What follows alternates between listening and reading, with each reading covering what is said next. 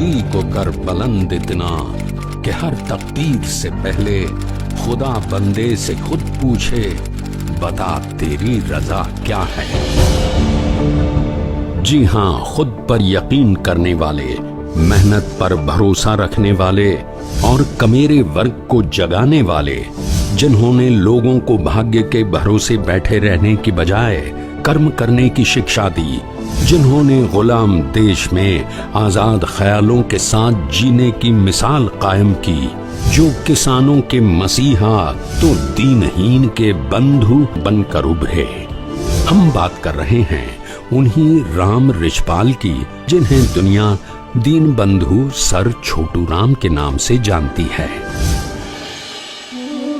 दीन बंधु सर छोटू राम जी का जन्म 24 नवंबर 1881 को रोहतक के पास गढ़ी सांपला गांव के एक गरीब किसान के घर हुआ।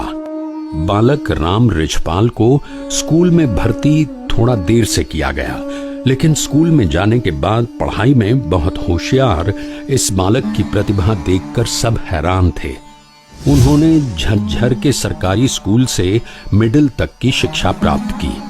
घर की आर्थिक स्थिति कमजोर थी, लेकिन बालक की आगे पढ़ने की रुचि और जिद को देखते हुए पिता उन्हें साथ लेकर साहूकार महाजन के पास कर्जा लेने गए। तो साहूकार ने किसान पुत्र की पढ़ाई की रुचि का मजाक उड़ाते हुए उन्हें अपने लिए पंखा हिलाने का इशारा किया। बालक छोटू राम ने पिता के इस अपमान के पीछे का असल कारण उनकी आर्थिक गुलामी को समझने में देर न की, और यहीं से उनके मन में ये सोच पैदा हुई कि इस वर्ग को राजनैतिक आजादी से पहले आर्थिक आजादी की जरूरत है। आगे की पढ़ाई के लिए चाचा की मदद से क्रिश्चियन स्कूल में दाखिला हो गया। यहीं पर इन्होंने अन्याय के खिलाफ पहली बार आवाज भी उठाई। हॉस्टल में साफ सफाई, खाने जैसी बेसिक चीजों के लिए हड़ताल करवाकर ये छात्रों के नेता बने। इस घटना से वो एकजुट होकर लड़ने और जीतने का सबक सीख चुके थे। इंटरमीडिएट के बाद घर पर पैसे की तंगी के कारण आगे की पढ़ाई का रास्ता लगभग बंद था, लेकिन सौभाग्य से रेल में सेठ छाजू राम से मुलाकात इनकी लाइफ का टर्निंग पॉइंट बन गई। इसके बाद तो इन्होंने सेठ छाजू राम जी की सहायता से सेंट स्टीवन कॉलेज में बीए, तो आगरा कॉलेज से लॉ की डिग्री पूरी की। इसी बीच राजा रामपाल के लिए हिंदुस्तान न्यूज़पेपर का संपादन भी किया। लॉ की पढ़ाई पूरी होने के तुरंत बाद इन्होंने प्रैक्टिस शुरू कर दी। वकालत के जरिए छोटू राम सच्चाई के लिए लड़ तो रहे थे, लेकिन उन्हें लग रहा था कि किसान और कमेरे वर्ग के हक की लड़ाई के लिए सिर्फ वकालत काफी नहीं है। इसलिए वे सक्रिय राजनीति में कूद पड़े और जाट सभा का गठन किया और जाट गजट नामक पत्र का प्रकाशन कर उसमें किसान और कमेरे वर्ग को जागृत करने के लिए बेचारा जमींदार नाम से श्रृंखलाबद्ध लेख लिखे। उनके लिए इन लेखों की मूल भावना ने लोगों को काफी प्रभावित किया। तभी से ये वर्ग उनसे भावनात्मक रूप से जुड़ने लगा। वो राजनीतिक पारी की शुरुआत में ही रोहतक से कांग्रेस के प्रथम जिला अध्यक्ष बने, लेकिन 1920 में असहयोग आंदोलन में असहमत होने के चलते कांग्रेस को अलविदा कहकर पूरे पंजाब सूबे में साहूकारों के शोषण, नौकरशाही के दमन और आर्थिक पिछड़ेपन से ग्रामीण जनता को मुक्ति दिलाने के लिए मियां सर फजले हुसैन व अन्य साथियों के साथ मिलकर यूनियनिस्ट पार्टी का गठन किया।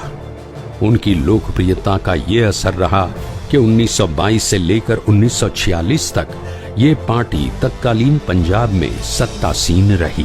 छोटू राम जी ने लगभग 25 साल सत्ता में रहते हुए किसानों और मजदूरों को सूदखोरों के चंगुल से मुक्त करा, आर्थिक आजादी दिलाने में कामयाबी पाई और इनके हितों की रक्षा के लिए अन्य कानून बनवाए। असल में ये कानून ही थे जिससे किसान, गरीब, मजदूर और मेहनतकश जनता को अपनी मेहनत का फल मिलने लगा। जिससे किसान को जमीन का मालिकाना हक मिला। यहां तक कि फसलों के समर्थन मूल्य के लिए चौधरी छोटू राम ने अंग्रेजों से सीधी टक्कर ली। ये उन दिनों की बात है जब 1942 के विश्व युद्ध के दौरान अंग्रेजी सरकार देश में अन्न की कमी बताकर गेहूं को 6 रुपए प्रति मण खरीदना चाहती थी। तब छोटू राम जी ने बतौर कृषि मंत्री अपने किसानों के हक की बात रखते हुए इतने कम दाम पर गेहूं देने से साफ इनकार कर 10 रुपए मण की शर्त रखते हुए कहा, जिस खेत से दहकां को मयस्सर ना हो रोटी, उस खेत के हर गोशाए गंदुम को जला दो। चौधरी साहब के कठोर रुख, दृढ़ निश्चय और उनकी लोकप्रियता को भांपते हुए अंग्रेजी हुकूमत ने झुकना मुनासिब समझा और 11 रुपए मण के हिसाब से गेहूं का समर्थन मूल्य स्वीकृत करते हुए चौधरी साहब का लोहा मान लिया। छोटू राम जी को समाज परिवर्तन एवं किसान और कमेरे वर्ग के हितों की लड़ाई को कानून के द्वारा और जन चेतना जगाते हुए प्रजातांत्रिक तरीके से रक्त विहीन सफल क्रांति करने का श्रेय भी जाता है। चौधरी छोटू राम सिर्फ किसानों के मसीहा नहीं थे, बल्कि समाज के हर कमजोर दबे कुचले तबके के दुख दर्द को महसूस करते थे। अपने इस मिशन में उन्होंने दलितों, गरीबों, भूमिहीनों और पशुपालकों के हितों की रक्षा के कानून बनवाने के साथ साथ महिलाओं के सम्मान व उन्हें समानता का अधिकार दिलाने के लिए जेंडर इक्विटी एक्ट 1942 बनवाया। खेती के साथ साथ वो उद्योग और आधुनिकता के भी पक्षधर थे। उत्तर भारत, खासकर संयुक्त पंजाब में औद्योगिक क्रांति लाने का श्रेय चौधरी साहब को ही जाता है। वो चाहे पंजाब में उद्योग विभाग की शुरुआत करने की बात हो या उद्योगपतियों की सहायता के लिए पंजाब वित्त मंडल का विकास, या फिर होजियरी उद्योग, पानीपत में उनकी सफाई धुलाई का पहला उद्योग, हिसार टेक्सटाइल मिल की स्थापना, जम्मू में रेशम के कीड़े पालने के उद्योग, अमृतसर में कंबल बनाने के उद्योग हों, ये सब उनके प्रयासों से ही संभव हो सका। चौधरी छोटू राम एक प्रतिष्ठित अधिवक्ता, प्रखर वक्ता, प्रभावशाली लेखक, दूरदर्शी और जुझारू नेता थे। उन्होंने समाज से ऊंच नीच, जात पात, छुआछूत जैसी बुराइयों को खत्म करने की कोशिश करने के साथ साथ समाज में सर्वधर्म भाईचारे को बढ़ावा दिया। इसलिए उस समय का मुस्लिम समाज भी उनसे भावनात्मक रूप से जुड़ा हुआ था। उन्होंने तत्कालीन पंजाब में सांप्रदायिक ताकतों को नहीं उभरने दिया। ये उनकी लोकप्रियता का ही असर रहा कि उनके समय काल में जिन्ना और उनकी मुस्लिम लीग पंजाब में लगभग बेअसर रही। वो अखंड भारत के प्रबल समर्थक थे और भारत का विभाजन नहीं चाहते थे। इसके लिए उन्होंने 1943 में गांधी जी को एक चिट्ठी भी लिखी थी। गीता के कर्म सिद्धांत में गहन विश्वास रखने वाले छोटू राम जी अपने कार्यों से हिंदुओं के दीनबंधु, मुसलमानों के रहबरे आजम, किसानों के रहनुमा और गरीबों के छोटा राम कहलाए।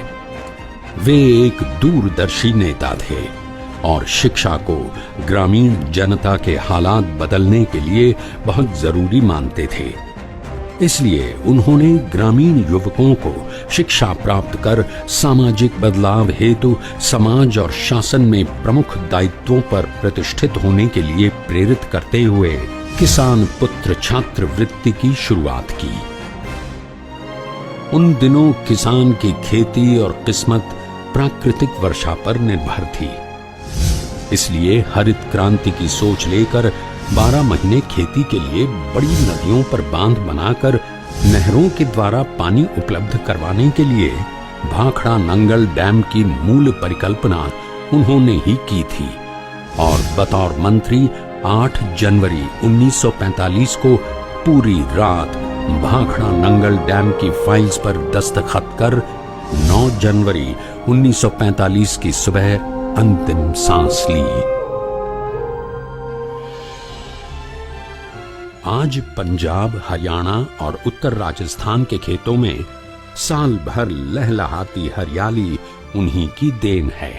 अपनी लगन, मेहनत, कार्यों और दूरदर्शी सोच से वो एक अमर इतिहास और एक ऐसा मार्ग आने वाली पीढ़ियों के लिए छोड़कर गए जिसके एक हिस्से का भी अनुसरण किया जाए तो पूरी मानवता का कल्याण हो जाए। ऐसे शख्स बिरले ही पैदा होते हैं।